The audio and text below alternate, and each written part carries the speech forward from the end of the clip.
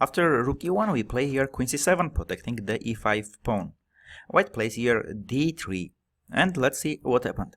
White sacrificed the pawn and crushed our pawn structure in the queen side. And now we have some problems with development of the king side, especially with the knight on g8. If we go knight f6, then e5 pawn will be free. Opponent will just take knight e5, because with knight f6 we closed our bishop on g7. And after knight e5, our position on the queen side is so weak, which is giving white's advantage.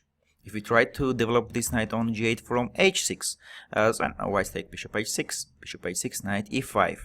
Yeah, we have here two bishops, but this very bad pawn structure in the queen side, giving advantage to white.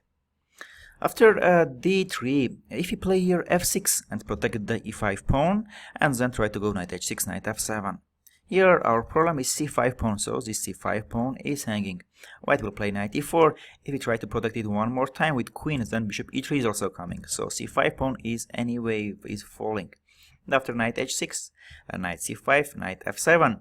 At first this position may looks cool. We have here interesting good pawn structure in the king side, but the thing is this pawn structure is very tough to push.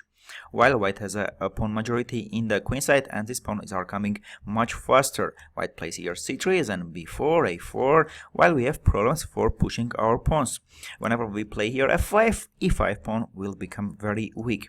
And if we decide somewhere after short castle to push g5, h5, we all the time will have problems with opponent's d4 breakthrough move.